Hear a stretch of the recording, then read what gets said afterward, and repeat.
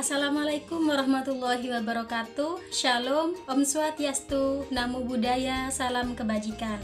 Saya Nurul Farida, mahasiswi PPG Prajabatan Gelombang 2 Universitas Wijaya Kusuma Surabaya, akan menyampaikan kampanye praktik baik penerapan scaffolding pada Zone of Proximal Development menggunakan model Project Based Learning. Bapak Ibu guru hebat, pendidikan Indonesia telah mengalami proses yang begitu kompleks dan panjang. Para tokoh bangsa kita atau pemerintah telah melakukan berbagai upaya untuk peningkatan kualitas pendidikan. Namun, tak ada gading yang tak retak.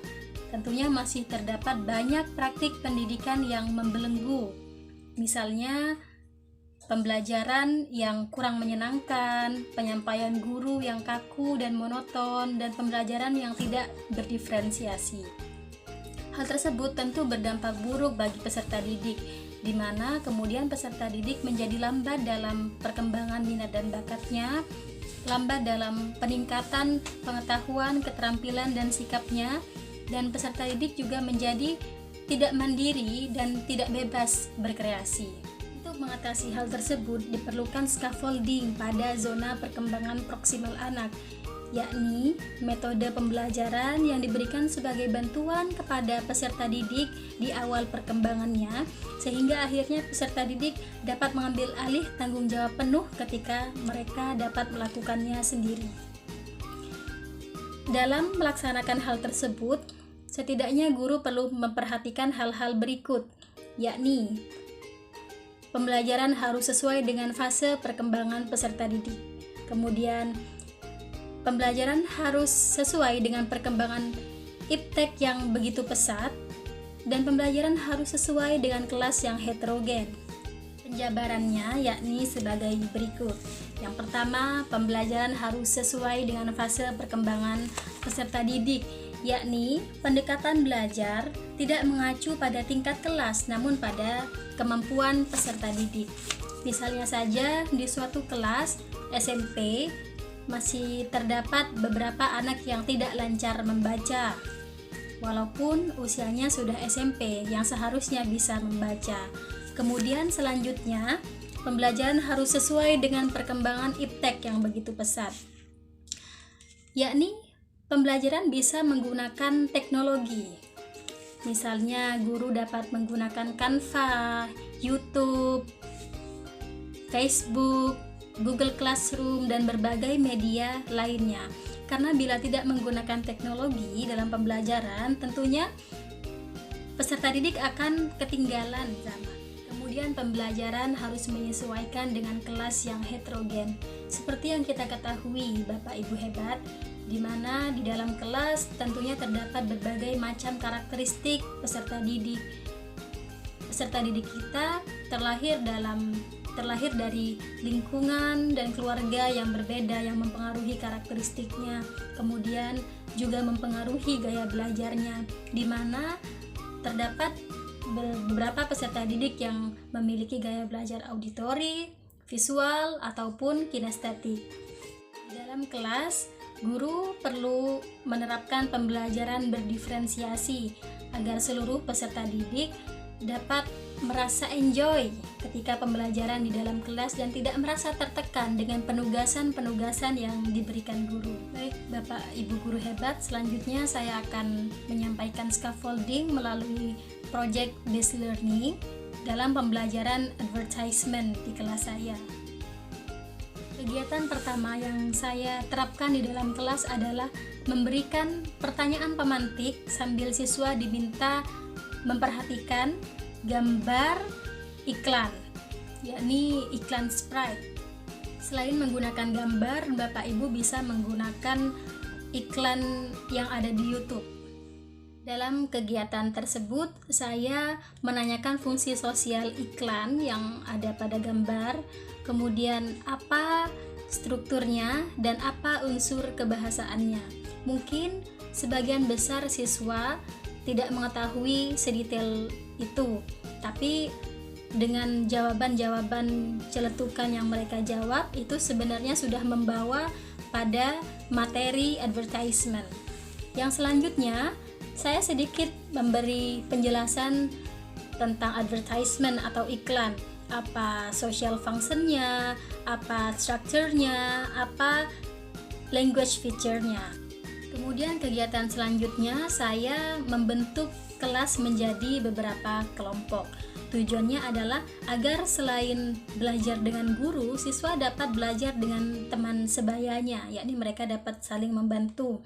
Mungkin ada beberapa anggota kelompok yang kurang menguasai materi, yang kurang aktif di dalam kelas. Anggota kelompok lainnya bisa mendorong mereka dengan interaksi teman sebaya. Atau mungkin ada beberapa anggota kelompok yang malas, ini dapat melatih anggota kelompok lainnya yang aktif untuk melatih kepemimpinan mereka, bagaimana mereka mempengaruhi temannya yang lain untuk bersama-sama aktif dalam penugasan yang diberikan guru.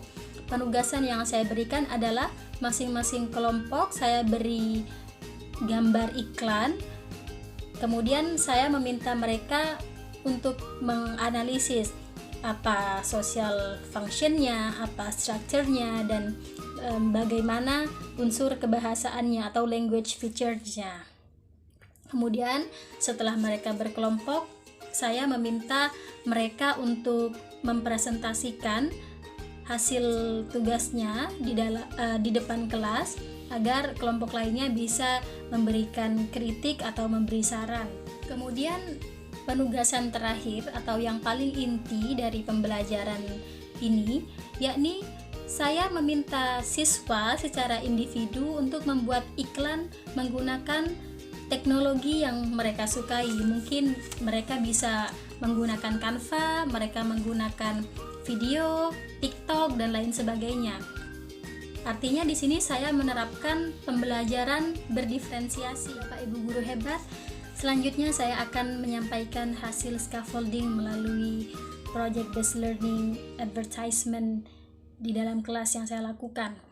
Yakni yang pertama dengan pertanyaan pemantik, sambil siswa diminta memperhatikan gambar. Dari kegiatan tersebut, siswa dapat mengetahui struktur, fungsi sosial, dan unsur kebahasaan iklan, di mana hal ini dapat melatih mereka berpikir kritis dan komunikatif.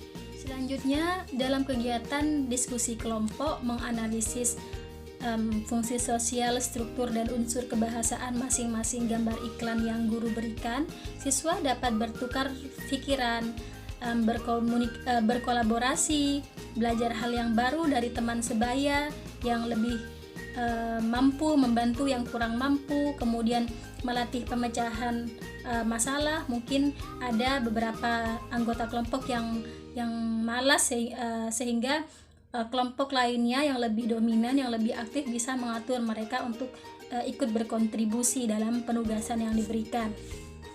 Kemudian pada kegiatan selanjutnya, yakni saat siswa diminta menghasilkan produk berupa iklan menggunakan teknologi atau apapun yang mereka sukai.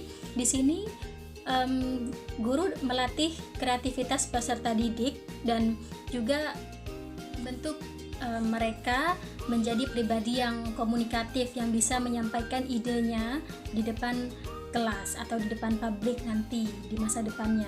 Ya, seperti itu Bapak Ibu guru hebat, ketika siswa telah berhasil membuat produk berupa iklan, ini artinya siswa bertanggung jawab penuh mempresentasikan produknya setelah mereka berhasil membuat produk sendiri. Artinya mereka telah memahami materi tentang advertisement atau iklan. Keberhasilan siswa dalam proyek ini dalam membuat produk dan mempresentasikan hasil karyanya mengindikasikan keberhasilan scaffolding yang diberikan guru pada zone of proximal development peserta didik di dalam kelas.